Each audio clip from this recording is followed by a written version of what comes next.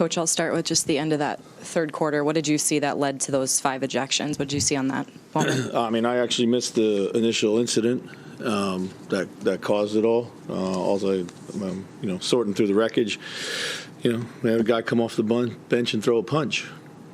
Pretty egregious.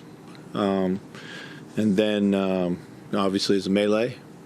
And somehow our guys get punished for we lose more guys in the melee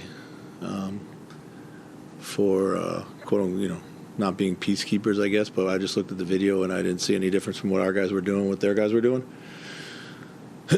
But what can you say about the effort that your guys delivered for you, I guess, down the stretch, looking to give you a chance to get back into the game, especially the 5 on the floor? We got some stops. We raced it up and made threes, but the effort wasn't there where we needed to be all game. They shot 52, 53% from field goal and 3, and then went to the line 38 times. We turned it over a bunch, So it really wasn't where it needed to be all night.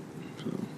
Chris, it's clear that you were trying to prep them going into this game about taking it seriously and being consistent. Yeah. Do you think it was an approach situation tonight again, or? I don't know. I don't think our approach was wrong. I just thought our execution was soft, and we wanted it to be a little easier than it was. We knew it was going to be a physical game.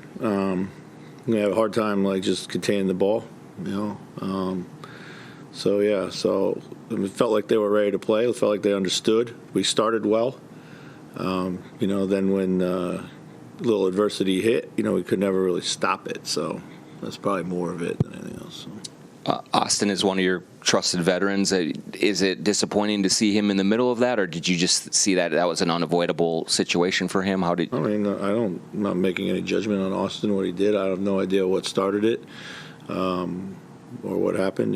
Like I said, they had a guy come off the bench and throw a punch, which is one of the most egregious things you can do in the league right now. In these situations. So, I make no judgment on Austin, right? So. Rudy didn't play much down in the fourth. Was that just the lineup, or was it any groin issue, or like? We were down. We needed threes. Just trying to put out as much shooting as I possibly could. Just change the complexion of the game. Nothing against Rudy. Just that's what we decided to do. So. Chris, is it just this happened and move forward sort of thing, or how do you kind of the aftermath of this going forward as the coach talking to the group? The game or the fight? The fight. Oh yeah, we'll see what the league has to say about it all. So then we plan accordingly from there. So. And then Kyle went down early too. That was his back again. Yeah, I assume so. I didn't see the exact play where it happened, but I know he had been dealing with a little bit of a tender back too. So. Coach, after you guys were down 10 when that happened, and then they had a big spurt, and you guys came back. Were you disappointed kind of in the way the team kind of reacted to what occurred there? No, not really. I guess in a perfect world, you think something like that's going to, create this furor and you fight back. But we missed a couple shots I thought were makeable. Whistles got touchy as they do at that point in time. We got and one.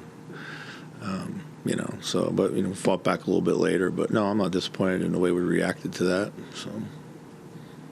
Any other questions? Chris, with the turnovers, did you just see carelessness, or Yeah, it's a lot of trying to go into spaces that weren't there. Pressure bothered us for sure, and then trying to drive into tight gaps. When they're super handsy and hit down on your arm and we lose the ball, turnover. You didn't put Ann on the ball as much as he normally is. Was that purposeful for just wanting to run different? This obviously before Kyle went out, but he didn't seem to be on the ball. Ant wasn't on the ball as much as he usually is, it seems. I don't think I don't feel that was the case. They put basically 2 on him, 2 all the time. I didn't think it was a question of him not having the ball enough. So. because with Torian being hurt this year and Kyle being hurt and Carl being hurt, you've been thin at the 4 position at different times over the course of this season. That could be the case here over the next couple of games. How do you go about making up for kind of those 3-4s that are missing? Is it more with guards, bigs? Is that an opponent type thing? Yeah. What's worked this year? It's a good question. We're certainly going to need Nate Knight to step up. Nas at the 4, some alongside Rudy. Those are options for us. Maybe, put out there Matt Ryan. We'll see.